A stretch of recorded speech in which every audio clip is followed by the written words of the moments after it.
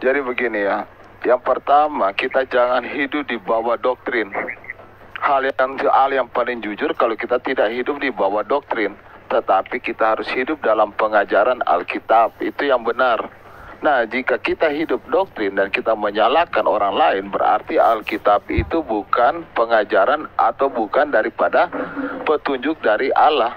Kita menomorduakan Alkitab sebagai firman Allah yang utama. Ini kalau menurut Yesus sendiri, kamu iblis. Karena kamu berpikir bukan apa yang dipikirkan oleh Allah, tapi kamu pikirkan apa yang dipikirkan oleh manusia. Sekarang ini bukan hal munafik atau munafik. Justru orang yang berpikir tentang apa yang dipikirkan oleh manusia, Yesus sendiri yang katakan iblis, kamu sesat. Nah, jadi kita memang kejujuran itu harus dibawa Alkitab, bukan dibawa doktrin.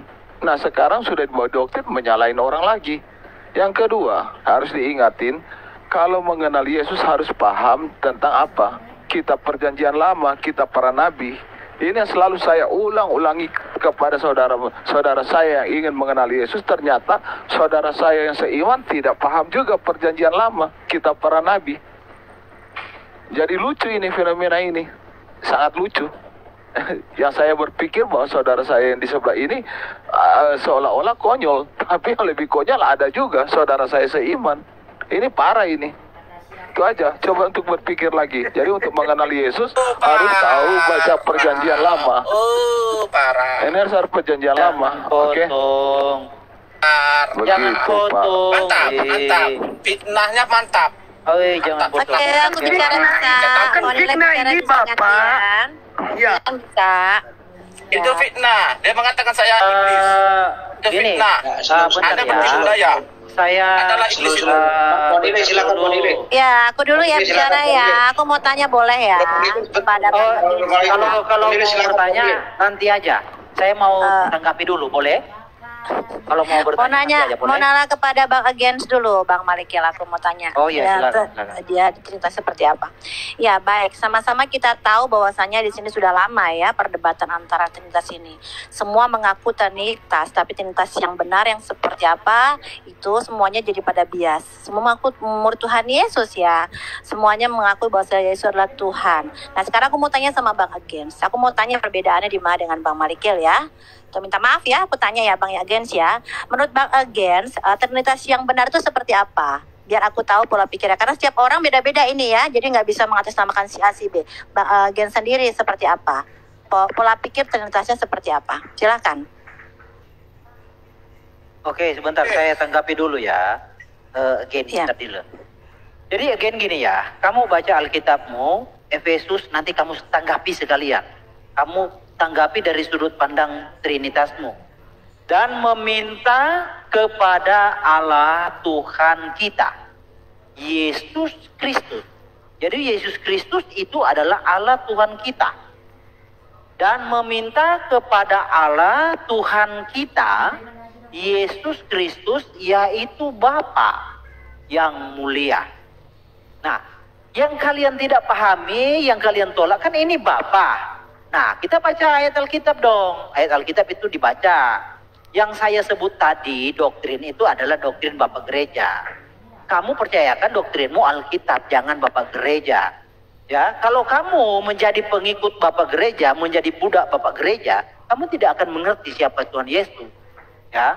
Namun, bagi kita hanya ada satu Allah saja, yaitu Bapa, yang daripadanya berasal segala sesuatu dan yang untuk Dia kita hidup.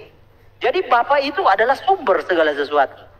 Nah, apakah Tuhan Yesus dalam keberadaannya sebagai manusia memenuhi kriteria sumber segala sesuatu? Dia adalah sumber jalan, adalah sumber kebenaran, sumber air yang hidup, bahkan Dia adalah sumber hidup, ya kan? Tuhan Yesus yang memberikan hidup. Jadi Tuhan Yesus itu sumber hidup bagi orang yang percaya kepadanya. Kalau you tidak percaya Tuhan Yesus itu adalah Bapa, sang sumber hidup, you di neraka tempatnya. Itu dijelaskan di dalam 2 Yohanes 1 ayat 7. Sebab banyak penyesat telah muncul dan pergi ke seluruh dunia yang tidak mengaku bahwa Yesus Kristus telah datang sebagai manusia. itu adalah si penyesat dan antikristus. Sebelum dia datang sebagai manusia, dia keberadaannya apa? Nah, nanti kamu kan jawabnya firman. Firman itu bukan keberadaan, Dek. Jadi sebelum Kristus datang sebagai manusia, keberadaannya itu roh. Jadi orang yang menolak roh itu, yang punya gelar Tuhan, yang punya gelar Allah, yang punya gelar Bapa, datang sebagai manusia, yang menolaknya itu adalah antikristus. Nah, saat ini Anda menolak roh itu yang datang sebagai manusia, ya, Anda menolaknya bahwa dia bukan Bapa, itu adalah disebut antikristus. Jadi antikristus itu seperti apa sih pengajarannya? Antikristus itu akan mendiskreditkan Tuhan yang Maha Kuasa, tidak mampu merealisasikan. Di mana di situ dikatakan roh itu menjadi manusia? Loh, lalu Tuhan Yesus betul saya ayatnya. Oke. Ada di situ dikatakan roh itu telah menjadi manusia. Oke, saya ajari bro ya. Jadi yang dikandung oleh Maria itu Roh Kudus ya. Aduh. Bentar. Sebentar.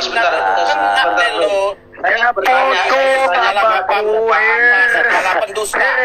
Yohanes 8 ayat 4. Iblis adalah bapamu, bapa segala pendusta. Cukup. Astaga, jangan potong dulu. Kita belajar bareng-bareng santai saja. Saya bertanya betul-betul ini. Iya, oke.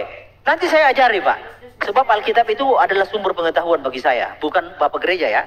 Bapak surgawi adalah sumber pengetahuan saya, yaitu Alkitab. Di sini Bapak surgawi memberikan hikmatnya di dalam Alkitab. Itulah yang menjadi sumber pengetahuan saya. Saya tidak pernah mengidolakan apalagi menjadi budak Bapak gereja, ya. Sebab banyak penyesat telah muncul dan pergi ke seluruh dunia yang tidak mengaku bahwa Yesus Kristus telah datang sebagai manusia. Sebelum dia datang sebagai manusia, dia keberadaannya apa? Roh. Di mana jawabnya di sini? Catat ya, Pak. Oke. Dalam Yesaya 8 ayat 13 dan 14. Tetapi Yod-Heh-Vaveh, ya, Yod-Heh-Vaveh keberadaannya roh ya, semesta alam, dialah yang harus kamu akui sebagai yang kudus. Kepadanya lah harus kamu takut dan terhadap dialah harus kamu gentar. Ia, Yod-Heh-Vaveh, ia akan menjadi Lemikdas. Dia akan menjadi tempat kudus. Tetapi juga menjadi batu sentuhan dan batu sandungan bagi kedua kaum Israel itu, serta menjadi jerat dan perangkap bagi penduduk Yerusalem. Jadi Yod-Heh-Vaveh yang adalah roh, dia menubuatkan, dia akan menjadi tempat kudus. Dia akan menjadi bait suci. Itu dikonfirmasi oleh Tuhan Yesus. Ini ayatnya. Sebentar. Saya kasih penggenapan.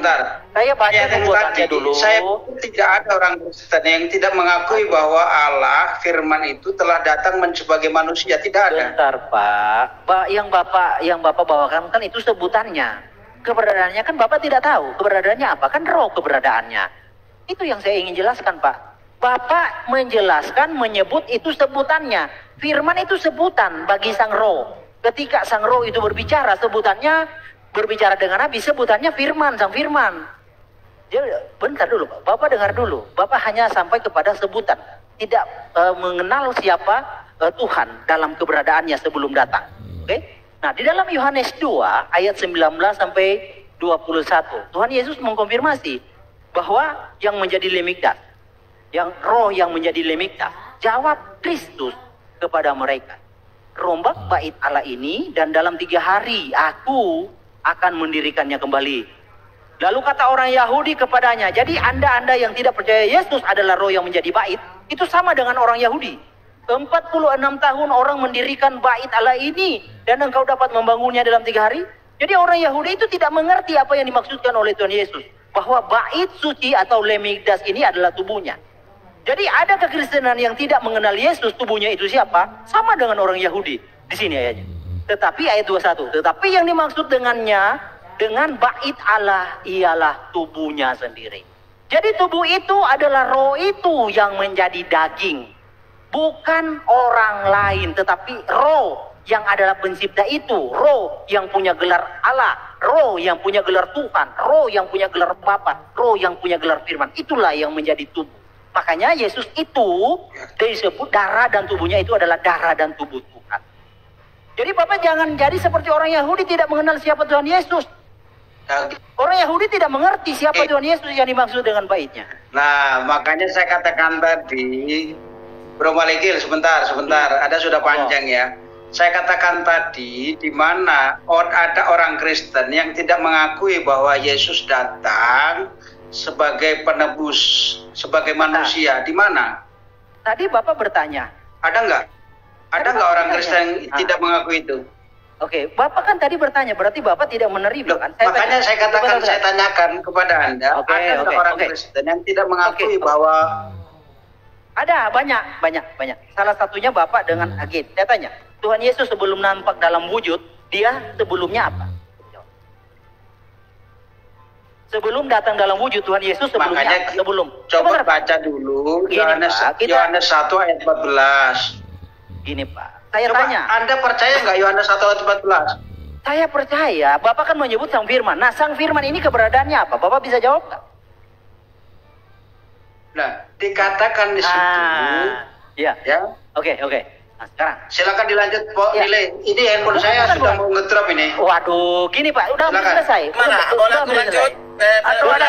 Udah. Begini teman-teman. Udah stop di sini dulu. Bentar teman-teman. Kita stop di sini. Saya akan mau memberikan begini. Udah ya. Begini ya. Catatan. Para pengikut aliran milenium memberikan ajaran yang tidak berdasarkan pada kitab suci, bahwa baik sebelum maupun sesudah kedatangan kembali Kristus, gereja akan mengalami masa harfiah 100 tahun, 1 milenium kedamaian dan kesejahteraan. Wahyu 20 mengatakan, dalam bahasa gambaran pemerintahan rohani Kristus di dunia melalui Injil dan tidak mengacu pada pemerintah duniawi. Ya, perhatikan teman-teman ya. Nah, Kristus akan kembali pada hari tertentu dan hanya diketahui oleh Allah. Di mana kita tahu teman-temanku semuanya di dalam Matius 24 ayat 44. Hendaklah kamu juga siap sedia, karena anak manusia datang pada saat yang tidak kamu duga. Ya, di dalam Markus 13 ayat 32 juga dicatat, saudaraku yang dikasihi oleh Tuhan, tentang hari atau saat itu tidak seorang pun yang tahu, malaikat-malaikat di surga tidak, dan anak pun tidak, hanya Bapa saja. Nah, kita lanjut. Kisah Para Rasul 17 ayat 31. Saudaraku yang dikasihi oleh Tuhan, Ia telah menetapkan suatu hari pada waktu mana Ia dengan adil akan menghakimi dunia oleh seorang yang telah ditentukannya. Nah, saudara-saudaraku, kisah kitab suci perumpamaan 10 orang gadis, ya, di mana terdapat Matius 25 ayat 1 sampai 13. Sebelum Kristus kembali, akan ada peningkatan kekacauan dan tekanan terhadap gereja dan dunia. Ya, perhatikan teman-teman ya. Matius 24 ayat 7. Bangsa akan bangkit melawan bangsa. Nah, seperti ini yang terjadi. Ya, sekali lagi saya ulangin, Matius 24 ayat 7. Bangsa akan bangkit melawan bangsa, dan kerajaan melawan kerajaan. Akan ada kelaparan dan gempa bumi di berbagai tempat. Nanti teman-teman simpulkan sendiri ya. Matius 24 ayat 22.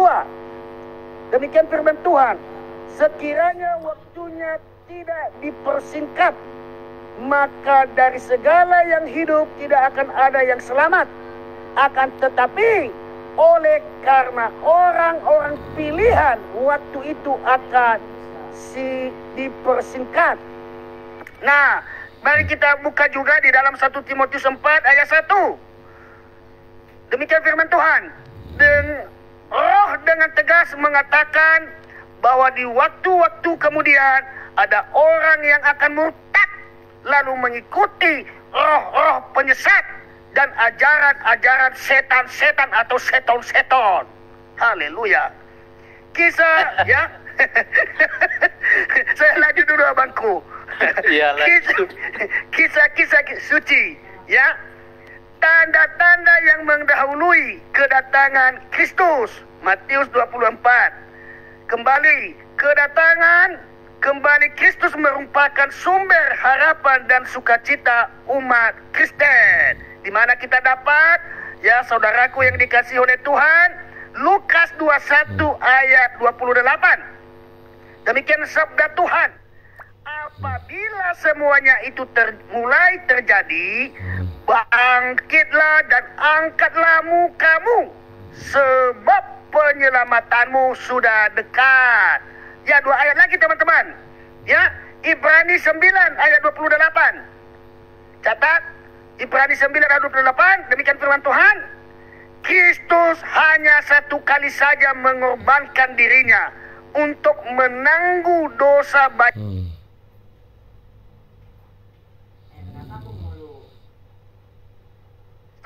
untuk menganugerahkan keselamatan kepada mereka yang menantikan Dia. Terakhir, Titus 2 ayat 13, demikian firman Tuhan. Kita menantikan penggenapan pengharapan kita yang penuh bahagia dan penyataan kemuliaan Allah yang maha besar dan juru selamat kita, Yesus Kristus. Haleluya. Amin. Silakan teman-teman. Ya, tetap ingat ya, 1 Timotius 4 ayat 1 ya. Kita harus ingat itu. Sekali lagi saya baca. Roh dengan tegas mengatakan bahwa di waktu-waktu kemudian ada orang yang akan murtad, lalu mengikuti roh-roh penyesat dan ajaran seton-seton. Oke, thank you. Lanjut. Saya sebentar Pak Pendeta. Tolong dibaca 1 Timotius 2 ayat 5 sampai 7. Ponile tolong dijelaskan apa itu artinya. 1 Timotius 2 ayat 5 sampai 7. Silakan. Saya pantau lagi di bawah karena baterai saya lemah ini. Silakan. Oke. 1 Timotius 2 ayat 5 sampai 7. Silakan. Berapa? 1 Timotius berapa? 1 Timotius 2 ayat 5 sampai 7. Ayat 5 sampai 7. Ya.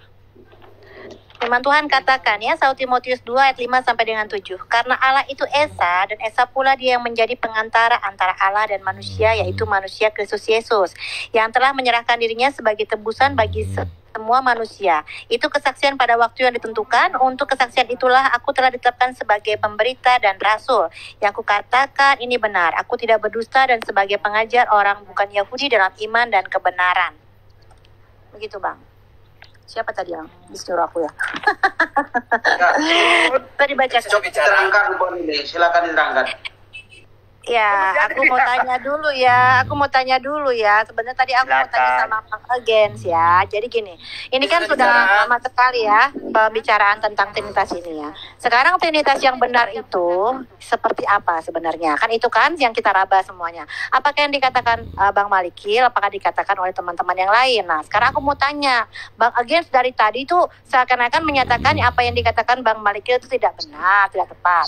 Ya, aku mau tahu pemahaman Bang Agens itu seperti apa gitu.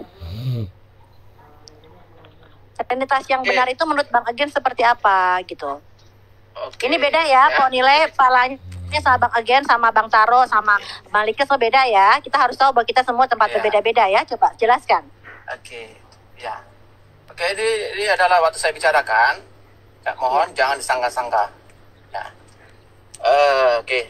Sebelum saya menjawab Ibu Mpok Nile, saya sedikit mengkritik tajam kepada Bro Amalikil. Katanya saya bahkan kayaknya sangat anti dengan bapak-bapak gereja. Perlu diingat, Bro Malikil tidak bisa menghapus sejarah, bahwasanya sejarah pengkanonan itu, yang mengkanon itu ialah bapak-bapak gereja ketika itu. Itu sejarah telah mencatat. Bro Malikil tidak bisa membantah itu, tidak bisa menghapus sejarah itu. Karena Bromaligil merupakan ciptaan Tuhan yang pemilik sejarah. Tidak bisa diintervensi oleh siapapun. Itu tegas. Bahkan sangkalan-sangkalan oleh segelintir orang, bahkan seluruh orang yang sedikit anti dengan bapak-bapak gereja, jangan lupa dengan sejarah yang sejarah mencatat bahwasanya pengkanon Alkitab itu ialah bapak-bapak gereja ketika itu. Sebelum Bromaligil hidup, bapak-bapak gereja sudah mengabdikan dirinya untuk memahami Alkitab. Kita harus rendah diri dan rendah hati. Jangan tinggi hati, seolah-olah ilmu kita sudah melampaui bapak-bapak gereja.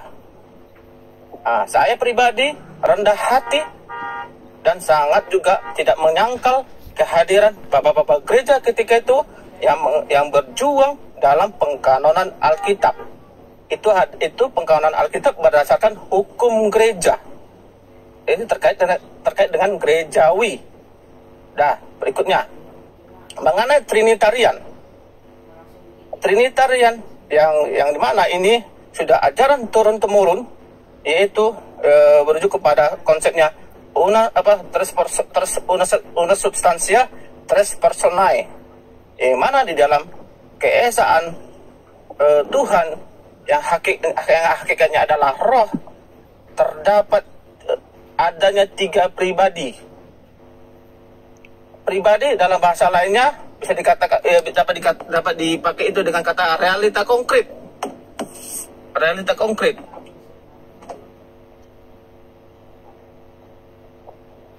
Ya, silakan dijelaskan. Aku mau tahu pola pemikirannya. Shalom. Ya, salam Bapak Iwan Yuda. Bentar dulu Pak, biar selesai dulu sama Bapak kita. Siapa ini? Ngaines Here. Iya, again, ini sudah jadi silakan Bang Agens. Aku mau tahu pemahaman. Tadi bisa ada suaranya Bang Agens. Tadi tidak ada suaranya. Ulangin ya. Oh iya, udah. Ya. Jadi gini, mengenai Trinitas, konsep itu sudah turun-temurun, yaitu una substantia tres personae. Una substantia itu terkait tentang hakikatnya adalah roh. Tuhan hakikatnya adalah roh yang bermakna tidak terdefinisi, karena dia berada di alam metafisika, bahasa fisikanya, atau yang tidak yang transenden, yang tidak bisa dijangkau. Itulah maknai dengan roh. Itulah substansi. Makanya Tuhan itu hakikatnya ada roh, bermakna tidak terjangkau. Kemudian apa itu 3 pribadinya? Itu bermakna bahwasanya di dalam keesaan Tuhan itu ada 3 pribadi. Pribadi ini dalam memaknai kata, walaupun memang sinilah kesulitan, nggak semua orang memahami itu. Pemakaian kata pribadi untuk Tuhan berbeda makna dengan untuk manusia. Ya, kalau pribadi untuk manusia jelas terpisah. Karena kenapa? Karena kita berada di dalam ruang dan waktu.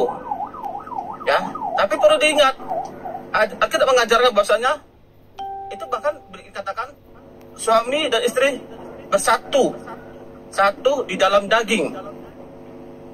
Itu diajarkan juga. Itu bermakna satu di dalam daging bukan berarti suami istri itu jadi gempet dagingnya, bukan. Itu bahkan diajarkan, kita mengajarkan suami dan istri satu di dalam daging. Itu jelas diajarkan oleh kitab. Tapi kembali lagi, pemaknaan kata pribadi untuk Tuhan berbeda dengan untuk manusia. Untuk Tuhan itu hanya untuk membedakan, bukan untuk memisahkan. Karena tidak akan bisa manusia memisahkan Tuhan yang berada di yang transenden itu.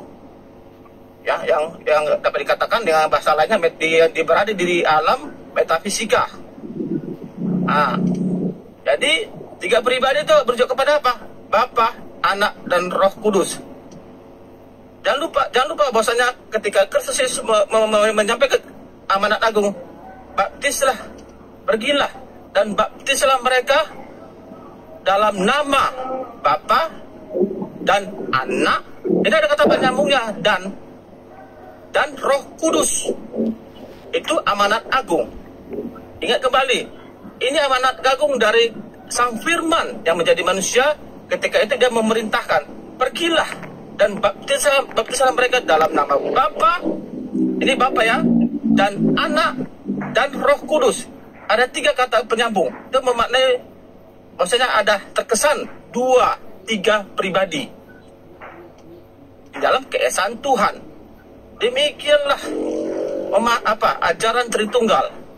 Tritunggal itu bukan mengajarkan Tuhan yang terpisah, bukan, tapi hanya membedakan. Karena pribadi, sekali lagi terakhir ya, pribadi untuk pemakaian kata pribadi untuk Tuhan berbeda makna dengan untuk manusia. Kita jelas, kita berbeda pribadi, tapi terpisah karena kita hidup berada di dalam ruang dan waktu. Baik ya, Bang Agen ya. Sudah selesai belum? Sudah ya. Oke, berarti aku simpulkan. Aku simpulkan konsepnya Bang Agen itu 3 pribadi 1 hakikat, betul? Iya, betul. Ya, jadi bukan ada 3 Allah tapi 1 Allah, tetapi memiliki 3 pribadi. 1 betul. Tuhan. Ya. Ya. Jadi betul seperti itu konsepnya. Jadi betul. Semuanya itu bukan ada 3 Allah di sana antar berjejer 3, bukan? Benar. Betul ya. Jadi artinya sama. Bapa dan Anak dan Roh Kudus. Sebentar, enggak, artinya sama. Bapa, Anak dan Roh Kudus itu 1 ya. Jadi 1 kesatuan ya. Begitu bukan? Ya. Iya, Ya, artinya satu sama. dalam Bapa, Anak. Satu Ya. dalam hakikat. Ketiganya adalah Allah, ya, betul. 1 dalam hakikat, Allah Bapa, Allah Anak, dan Allah Roh Kudus. Ya, 1, hakikatnya adalah 1 Allah, tetapi 3 pribadi, begitu? Ya, betul. Ya, jadi bisa dibedakan, tetapi tidak bisa dipisahkan, betul? Betul. Oke, ya. Jadi tadi yang dikomplain oleh ke Bang Malikil adalah tidak boleh disamakan Yesus ya Yesus, Bapa ya Bapa, Roh Kudus, itu bisa dibedakan, begitu betul? Maksudnya? Ya, Yesus adalah Yesus. Iya, membedakan Yesus dengan Bapa ya, dan Roh Kudus. itu maksudnya bisa dibedakan, tetapi Yesus, Bapa dan Roh Kudus adalah 1 kesatuan, yaitu Allah itu sendiri, betul? Iya, hakikatnya Allah. Ya, hakikatnya Allah. Jadi bukan berjejer ya, Roh Kudus berdampingan dengan Bapa, berdampingan dengan Yesus, bukan ya, tapi itu 1 kesatuan, yaitu Allah ya, 1 Allah ya, yang 1 itu di dalamnya hakikatnya Allah. Nah, seperti itu ya. Jadi menurut Bang Agen di sini kesalahan daripada Bang Malikil adalah menyebutkan bahwasanya harusnya beda menyebutnya antara Bapa, Yesus dan Roh Kudus, begitu. Dia membedakan karena yang hadir itu bukan Bapa. Iya, maksudnya Bang Agen seperti itu. Bang Malikil tidak boleh menyebutnya itu yang sama. Yang hadir itu Sang Firman yang hidup. Iya, maksudnya saya tegaskan. Maksudnya kan tadi Bang Malikil ada menyebutnya. Tanyanya begini, Yesus yang adalah wujud, Bapa itu di mananya?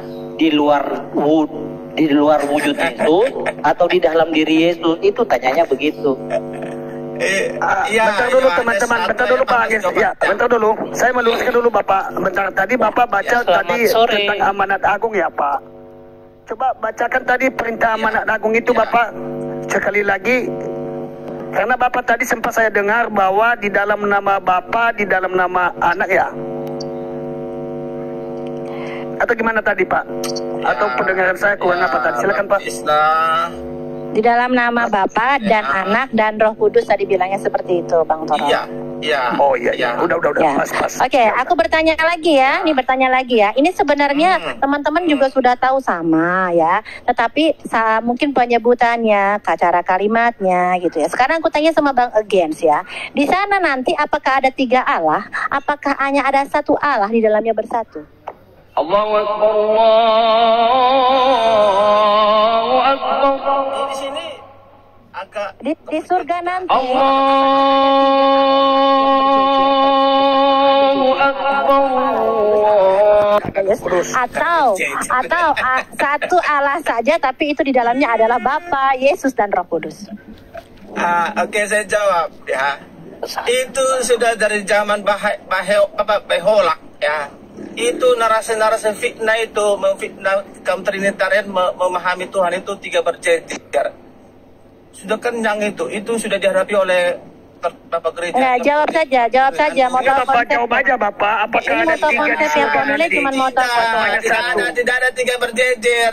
Oke. Memangnya Trimurti. Itu Ya. dipengaruhi oleh paham Trimurti itu. Bukan, ini kan bertanya. Kita mau tahu konsepnya Bang Agens. Jangan keburu emosi. Kita kan mau tahu Bang Agens pola pikirnya gimana. Sebentar, saya bukan emosi tapi kenyang gitu. Udah kenyang. Ya, sudah. Kan hanya menjawab saja. Kita kan tadi mau tahu pahamnya Bang Malik. Ya. Berarti konsepnya adalah konsepnya adalah satu Allah, tapi memiliki pribadi yang adalah satu Bapa, Yesus dan Roh Kudus, tapi ketiganya tidak bisa dipisahkan. Satu Allah ya? Betul? Betul. Oke, sekarang aku tanya sama Bang Malikil ya. Nah, aku tanya sama Bang Malikil. Bang Malikil, apakah juga sama bahwasanya pribadinya adalah Bapa, Yesus dan Roh Kudus, tapi adalah satu Allah yang sama, satu hakikat. Bang Malikil, apakah prinsipnya sama? Apakah 3 Allah? Oke. Yang Bang Malikil pahami. Jadi Yesus itu yang adalah nama itu, yang keberadaan wujud itu, gelarnya Allah Tuhan Bapa. Itu.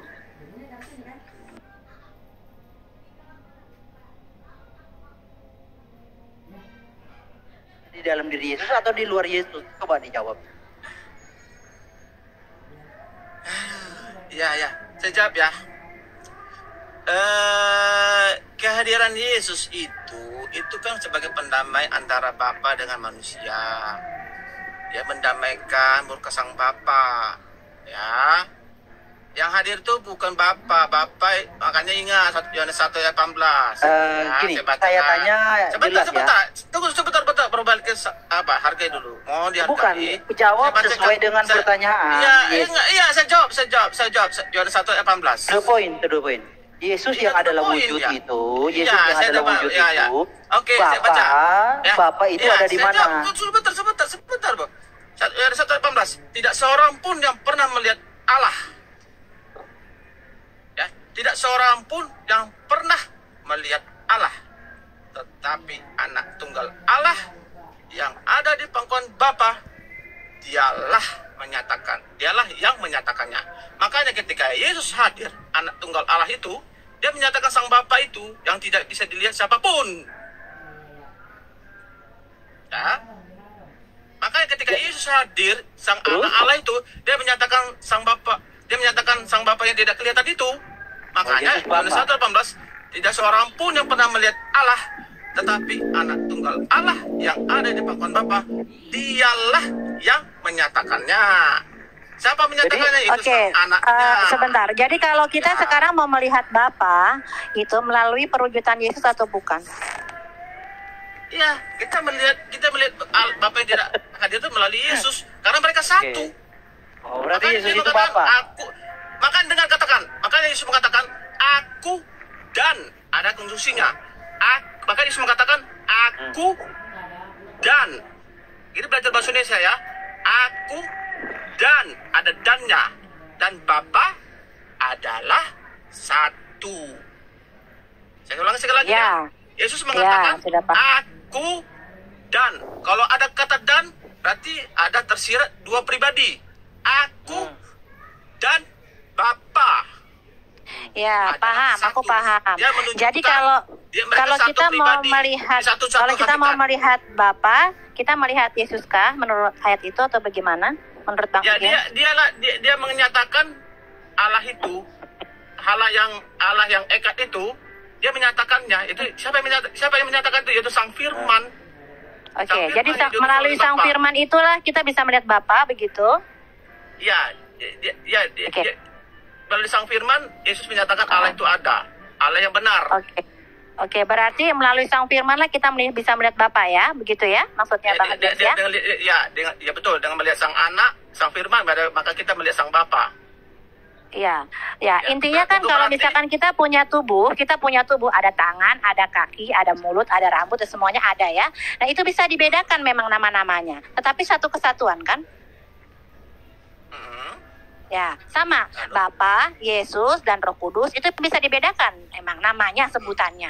Ini Bapa, ini Yesus, ini Roh Kudus. Tapi satu kesatuan kan? Makanya kita melihat Bapa itu dalam diri Yesus, begitu kan? Ini sebentar. Ini mengenai satu ini bukan agak sedikit koreksi. Satu ini bukan satu kesatuan. melainkan Satu apa, Pak? hakikat. Oke, satu hakikat. hakikat ya. Oke lah, kayak Iya. seperti Ponile ya. Ponile adalah manusia ya, satu orang nih ya, satu orang. Tangannya Ponile Siap, kan Sat- bukan kaki, Ya. kaki kan bukan telinga ya, tapi semua satu hakikat adalah Ponile gitu kan? Tubuh, Betul? tubuh, Ponile. Satu tubuh ya, satu tubuhnya Ponile kan? Satu pribadi. Oke, satu pribadi. Ya, Satu ini hanya pribadi, kalimat-kalimat saja manusia, diputar-putar ya. Ponile. Ya, oke. Ponile Ya, itu sekarang manusia. sekarang Ah. Bang Malikil tahu nggak? Ini ada kaki, tangan, dan apa semuanya beda nama. Ada yang namanya Bapa, ada yang Yesus, ada yang Roh Kudus. Pasti tahu ya Bang Malikil ya. Gitu kan. Tetapi Bang Malikil menyebutnya sebagai apa Bang Malikil? Bapa, Anak, dan Roh Kudus. Gelar kah tadi bilangnya? Ya, ibaratnya saya Malikil Amala punya gelar pemurtatan, punya gelar Slayer Triun, ya kan? Punya gelar, itu gelar-gelarnya.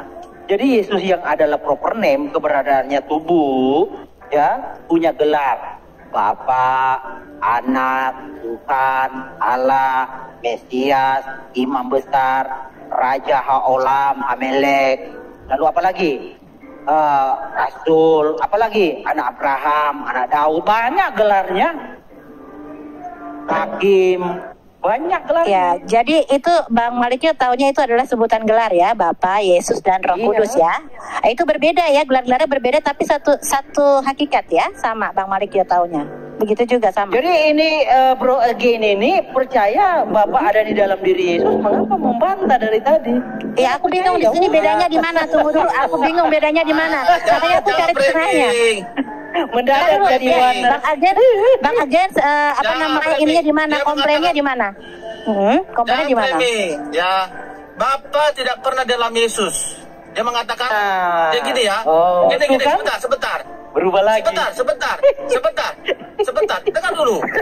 Yang saya jangan ketawa dulu lah. Jangan Iya, ketawa. Bapak Kumar. Iya, Bapak Tadi Kumar bilangnya maju. apa? Bang Agens bilang Bapak tidak ada dalam Yesus, tapi tadi Iya. Bang Agens bilang sebelumnya bahwasanya yang tadi ayat yang sebelumnya bahwasanya Yesus itu menyatakan Bapa. Jadi coba dijelaskan yang itu dulu biar Ponila nyambung sama pemahamannya Bang Agens. Sebentar ya.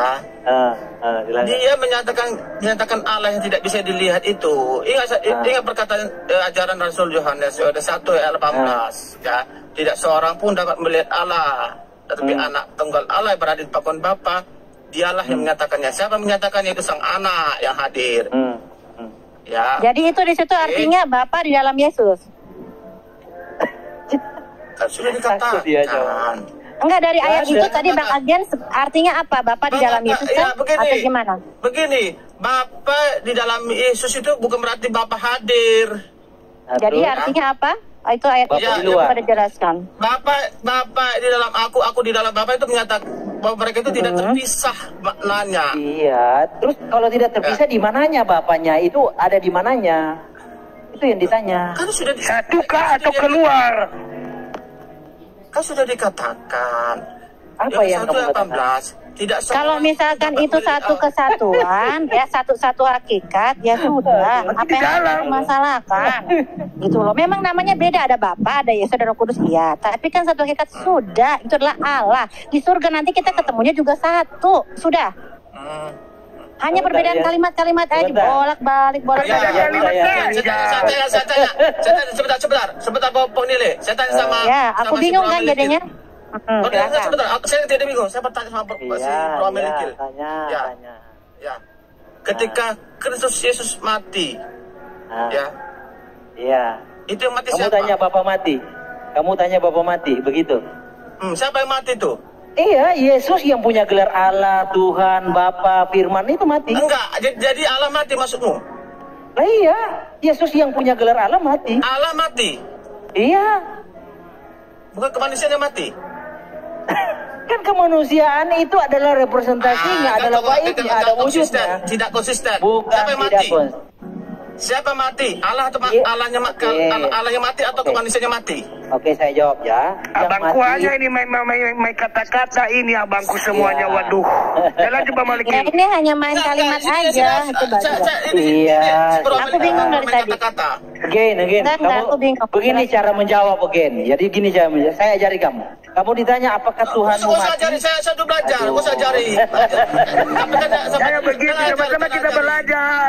Abangku kayak Iya, belajar. Sama-sama kita belajar. Jangan keluar kata-kata. Oke. Saya ajari saja. Jangan. Kita sama-sama belajar. Saya paham kamu rendah hati ya. Jangan pakai data di sini. Iya, saya paham kamu rendah hati. Iya. Satu-satu bicaranya, Ponile bingung. Satu-satu. Ya, sekarang siapa dulu? Jadi moderator ya Ibu Lina ya. Ya. Jadi Yesus yang punya gelar Allah, Yesus yang punya gelar Tuhan, Yesus yang punya gelar Bapa, Yesus yang punya gelar Sang Firman, Yesus yang punya gelar Anak, itu mati. Oke? Mati. Iya. Kenapa? Jadi mati itu jadi yang mati itu kalahannya atau kemanusiaannya? Kan Bapak, kamu kan katakan kami mengimani Yesus Bapa. Oke, ditanya apakah bahwa sebenarnya Bro Malik mengimani Yesus itu merupakan manusia sejati atau tidak? Yes, kita mengimani Yesus yang adalah wujud itu adalah Bapa, adalah Allah, adalah Tuhan, adalah Anak, adalah Sang Firman. Nah, ketika dia mati, kacau. Ya kacau, penjelasannya kacau. Kacau, oke. Gini, apakah Bro Malik manusia sejati atau tidak? Iya, kita percaya Yesus yang adalah roh yang menyatakan dirinya dalam rupa manusia. Ponile tanya ya. Yesus datang, manusia mengenali adalah sebagai manusia. Dan kita berusaha menjelaskan kealahan Yesus. Berarti Yesus kalau dilihat adalah manusia melihatnya seperti itu. Tetapi di dalam belum maghrib lagi mereka. Entah keberapa kali, kesekian kalinya mereka senantiasa berbeda dalam pemahaman ini. 2000 tahun ya, teman kekristenan senantiasa berbeda paham. Siapa Bapa, siapa Yesus, siapa Roh. Ini diantara mereka belum ada kata sepakat. Malikil Amalak hari ini bersepakat dengan Pak Torosaki, bersepakat dengan Pok Nile untuk menghancurkan atau berbeda dengan against heres.